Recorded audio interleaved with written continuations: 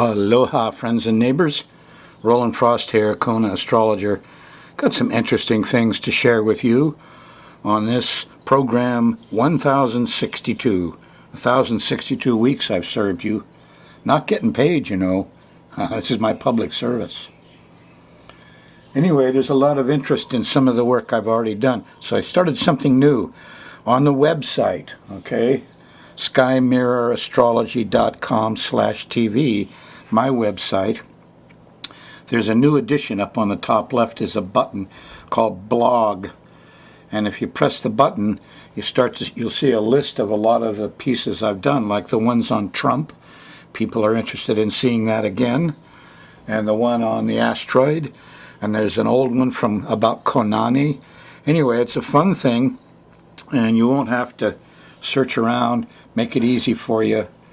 I call it blogs. I don't know if it's really a blog, but it's there on the website. Check it out, SkyMirrorAstrology.com/TV. Now, let's get to the job at hand and see what's coming up for you for the next 10 days. All right, we're going through the second week of April 2017 in the horrible year of Trump. And there's a lot of action going on in the sky. Look at the ones I've drawn large, and there's a bunch of them here. Here's one thing for your planning. Mercury goes retrograde on the 9th of April. Mark that on your calendar. You want to be very careful of that. Now Mercury, with the wings on his helmet, wings on his feet, that's Hermes. The lament, Hermes Lament on YouTube. Wonderful piece. Also Thoth. You know, everybody had a Mercury. Has to do with words and communications. And Mercury is the messenger.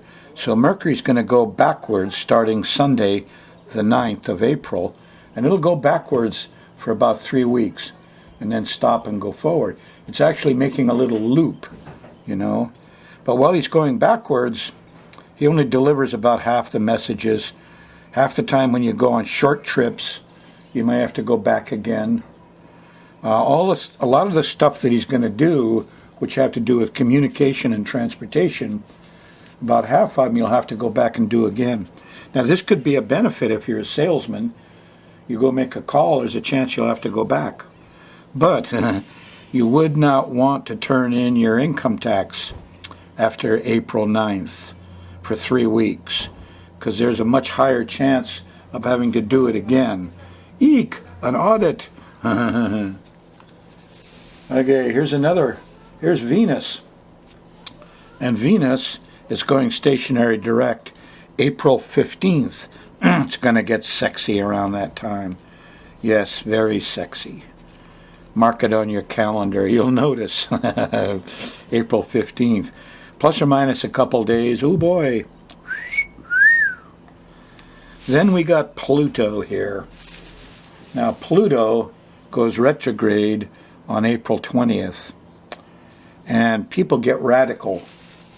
And it's cops and robbers times. And you either are switched on or switched off, and there's a tendency to go to extremists. When Pluto stops around the 20th, volcanoes, I just saw a bit on Fukushima that'll curl your toes when you see it, what's going on with radiation and plutonium, and build more nukes and all that. Pluto has to do with mass death and dictators and power and control issues. And when Pluto stops, your reptile brain, your spinal cord and a little brainstem there, it's the reptile side of you gets very active. And it has to do with flight or fight. Either run like hell or fight like hell. That's what reptiles do. So you're going to turn into a reptile here around the 20th of April. Watch yourself a little.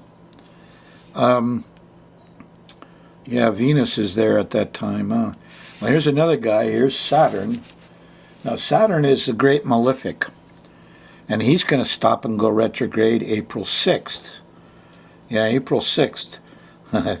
Just a few days before Mercury goes retrograde. And Saturn, you know, is in a good position here to do something real. He likes to build foundations. But he has to do with management, laws, regulations, rules. Here comes the judge. Saturn can scare you pretty bad. He's the Grim Reaper. And so having, you know, Saturn stop and the Grim Reaper is loose, you know, April 6th, plus or minus a few days. And Pluto on the 20th is loose, April 20th, for a few days. Ugh. And, okay, so these are very powerful things going on in your consciousness and in the people around you. Let's get to some of that, okay? We got the pattern of planets here, and Jupiter's still opposing Uranus. They're still beating up on homeless people. Pluto squaring Jupiter, the police problems, you know, Jupiter, the lawyers and professors and rich people are right now afflicted by Pluto. Power and control. We got to keep our power no matter what. Politics, huh? Saturn, guys in the suits and ties. Jupiter, that's the judge. And Jupiter, the lawyers. Oh boy, what fun to watch. So what we're going to do here is run the moon around this planetary pattern. When it hits the T-square, this red right triangle, it gets really tense and people have a lot of trouble. Basically, it was happening on Tuesdays. It's into Tuesday morning and shifting back into Mondays now. So it'll be mean Mondays, you know, starting this, yes, your coming Monday. Let's take a look at it more closely. As the moon goes by here, it makes angles to these bodies, to these actors on the stage, and generates the mood of the times. Pretty good mood if you're here on Friday, or on Thursday night show. Moon's in Virgo, and it goes by the North Node about 8, 9, 10, 7, 8, 9 o'clock. There's a lot of nurturing going on. Good time. I hope you're watching the show on Thursday night. If you're in the Big Island, by the way, the Friday showing is now at 5:30, not 9, and it's on channel 53. They changed the channel. The Thursday show is still channel 54 at 7 p.m., but they took the Friday show and jacked it out a little bit to channel 53 and at 5:30 p.m. Oh well. Mercury. Look at that. There's the little imp. You know, it's early Friday morning on the 7th. Now Mercury goes retrograde on the 9th. So Friday morning, here's your last chance to finish up on the tax stuff and get them in the mail and do your runaround and do your errands. And Mercury's very strong here. When he stops, words become, you know, easy to understand. You find yourself breaking up words into pieces and understanding the pieces and understanding the words better. Words are just symbols, you know. They are. They're really excuses for a lot of telepathy, but I won't get into that. So Mercury's a good guy here. Look up Graham Hancock's The Lament of Hermes on the YouTube and listen to it Friday morning. As you go through Friday, the 7th, you get to the dinner time period here, and here's an opposition to Neptune. It gets confusing. There's bad smells. What, people drinking too much? Could be. They got, yeah, there's Friday's confusion and delusion. And you could get lost easily here Friday, so you got to be a little careful Friday night. Saturday morning, on the 8th, well, here's a good Mars and Pluto thing, and by golly, you can get out there and fix things, experiment, get things done Saturday morning, huh? It's good you didn't drink alcohol Friday because you'll be up and at it and getting stuff repaired here Saturday morning, which is a good idea.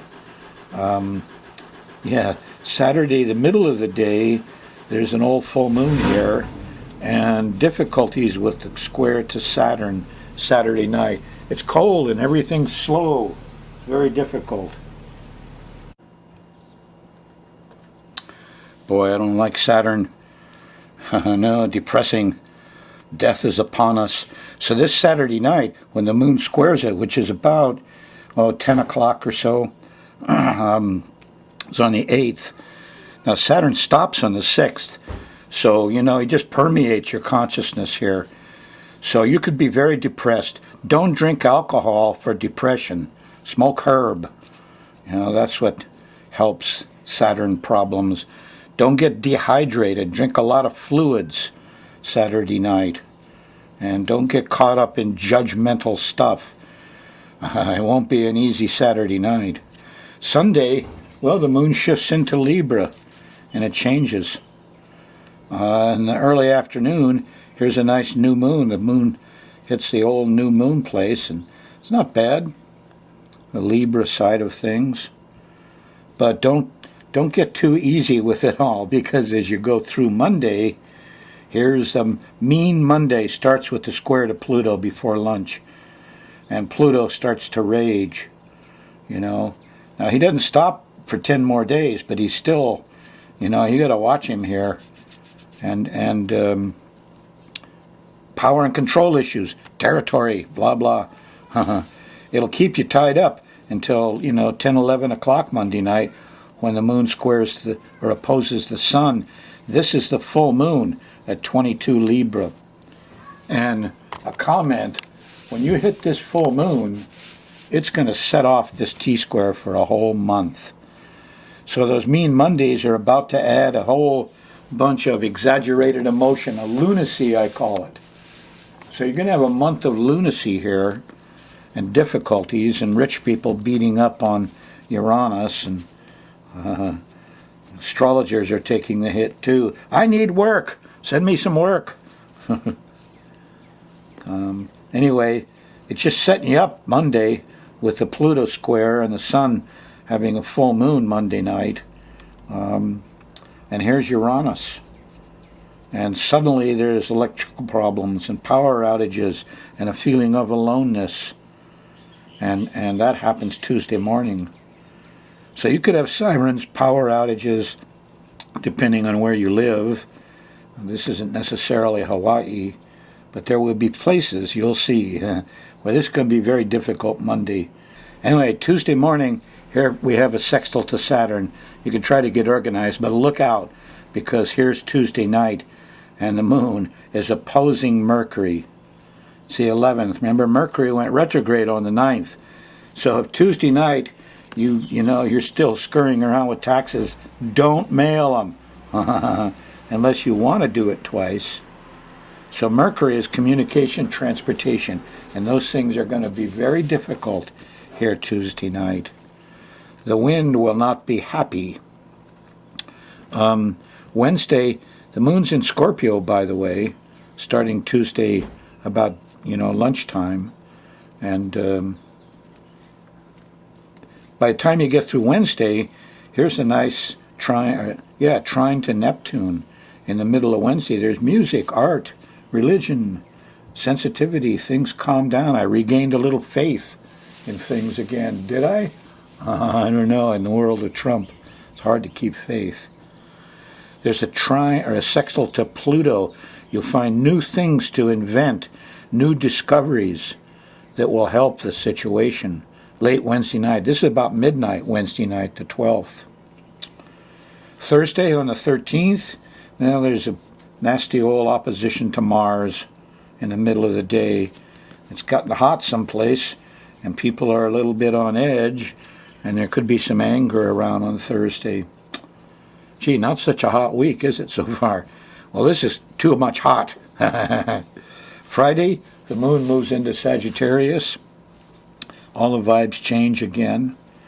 And late Friday night, on the 14th, here is a nasty square to Neptune. Don't drink. Moon squaring Neptune. Nobody likes to see you fumbling around out there. Anybody fumbling around, there will be fumbling around. There will be bad smells, alcohol. There will be deception and lies here Friday night. Don't buy into any of it. Saturday morning, wow, here's a nice Jupiter hit. The sextile to Jupiter, is nice because you had a new moon on or full moon on Jupiter, so there's going to be a lot of wisdom.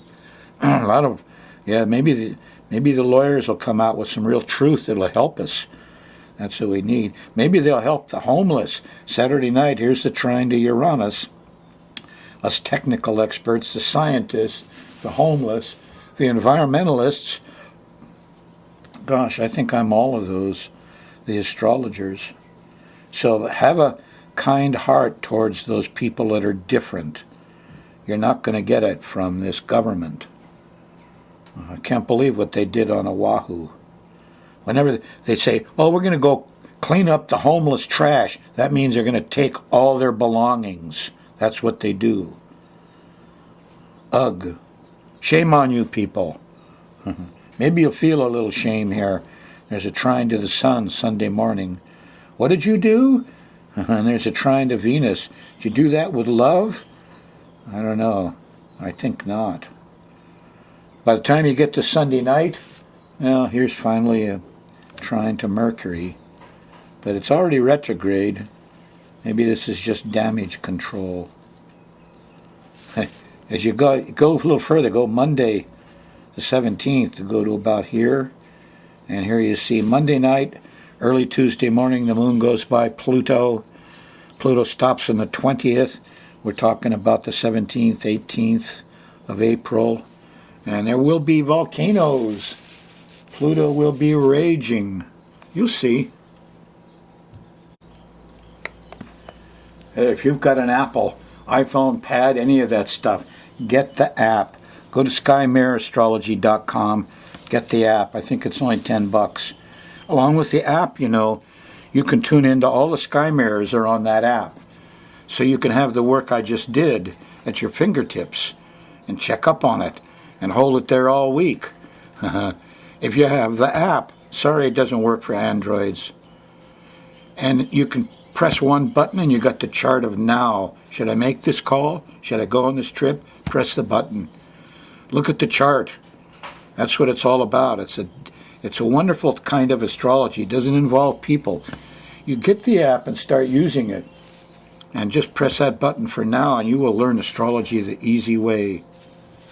Also, I'm starting a series of little short training videos on how to use that app. You're going to enjoy that a lot. Odd notes. Somebody discovered the Sphinx the head was recarved. The head, because it's real small, if you look, it's out of proportion. The head was originally a lion. The Sphinx is a lion. It was made in the age of Leo. Yes, it's about 12,000 years ago. And is looking towards Leo. Anyway, it's a lion. Also, you could get my videos on MN 2004 and that weird asteroid hit coming in. Fun stuff. Get the app. You know, portable astrology. A pocket astrologer right there in your pocket. It's really worth doing. It's so simple. Once you start using it, you know, you'll use it for something, anything. It'll be original, each one of you, I'm sure. Everybody has something different they want to study.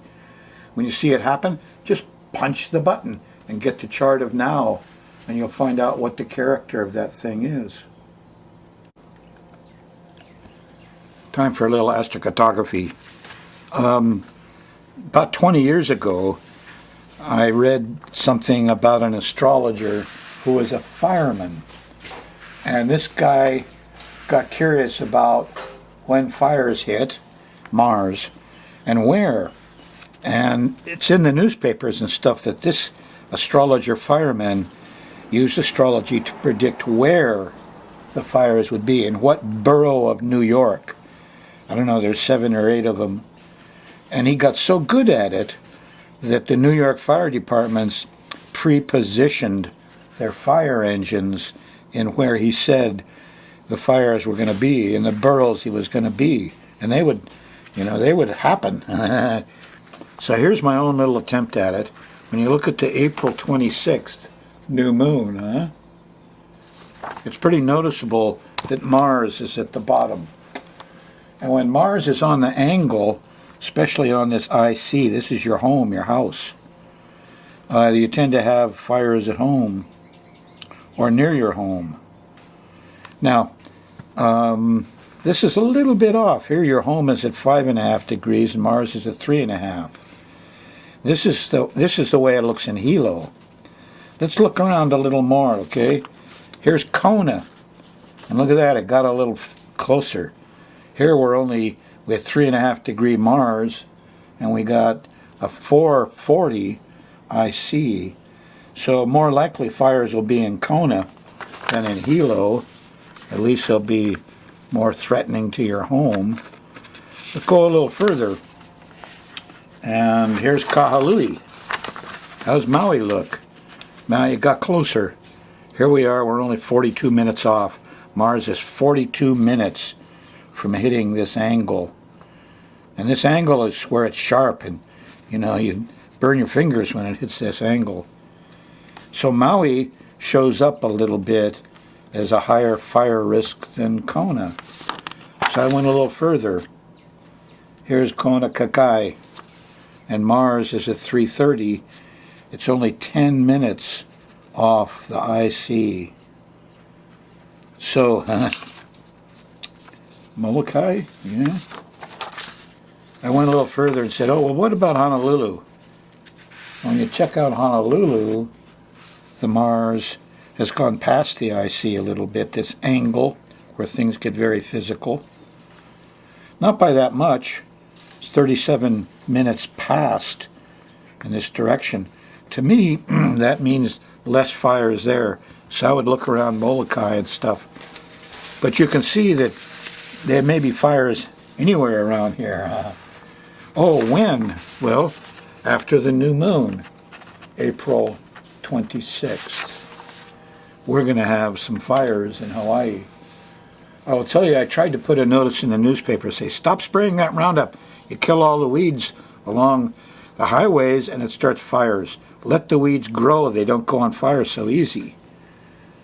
And Margaret Willey did such a great job of getting the county to phase out of Roundup, but they're still using it in a lot of places. And basically they'll spray things where they don't really need to spray. Where, you know, well, there's a guardrail in the way, see? And they couldn't run their mowing machine past there. But, so they spray it. Doggone it. And they, you know, we want to get rid of the Roundup, but we want to get rid of the fire hazard too. And they do the same thing. If you stop spraying weed killer on the weeds, we will save a lot of money on these fires because they happen alongside the road. So think twice before you go further, Mr. County Spray guy on the highway maintenance crew. Let the weeds grow. Weeds can have beautiful little flowers, you know. Somebody just labeled them weeds. Let the weeds grow, less fires. It's that simple.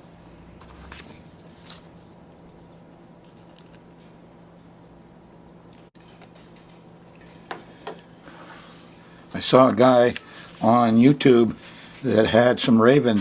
He said, having a pet raven, something you got to think about. If you have kids, don't get a pet raven. He says a pet raven is like a flying toddler with a steak knife. Hee hee. I saw some other guys too give the same warning. Well, I've gone over this article a little bit, but here's the latest thing. And interesting, they talked about preparing these ravens. They're not crows, they're ravens, you know, with some sort of predation, avoidance training. But obviously they didn't. It didn't work. One guy, who, these are common ravens on the mainland, said they're mischievous.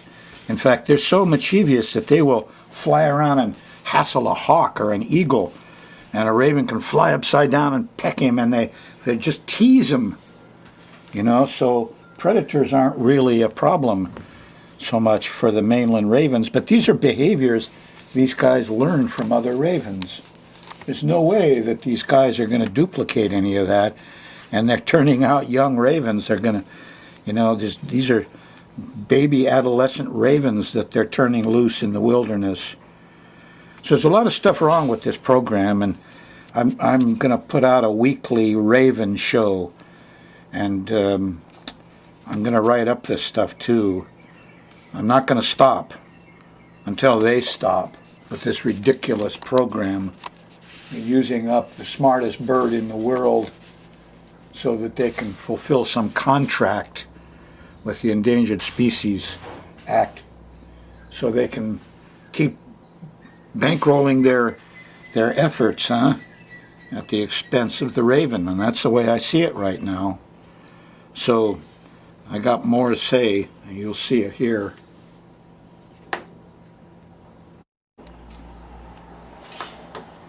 I got a BA in psychology, you know, and it's animal behavior I studied. So I know something about this. Ronald Regan, FBI, CIA. Here's Regan's chart. Regan has Mercury opposing Neptune. We call it, foot in the mouth. Call it lying about things. When you look at Mr. Trump's chart, he's got Mercury squaring Neptune. Neptune comes first at 6 degrees. He makes up a story, and out it comes out of his mouth, just like Regan. And the funny thing is, here's the CIA, and this was Herbert Hoover. This picture of cops arresting students in San Francisco while I was there at Berkeley. This is a House Un-American Activities Committee. And this is a righteous thing they were doing, these students. But J. Edgar Hoover was there. CIA, FBI, what are they doing involved in our politics here? This really gets me. Trump sides with the sheriffs on their racket. Their racket is confiscation, police forfeiture, civil forfeiture. Yeah, grow a pot plant in your backyard and they sue the house and they forfeit your home. So this whole business is nutty. This is fascist crap. And Trump he doesn't know what he's doing, does he? That's clear. Okay, Trump's Mercury-Neptune square goes off at 6 to 9 degrees cardinal signs. Just so happens, March 28th, there's a new moon at 8 degrees cardinal. For a whole month, he's going to spin more lies right up through April 25th. Here's a month, Trump will have his foot right in his mouth.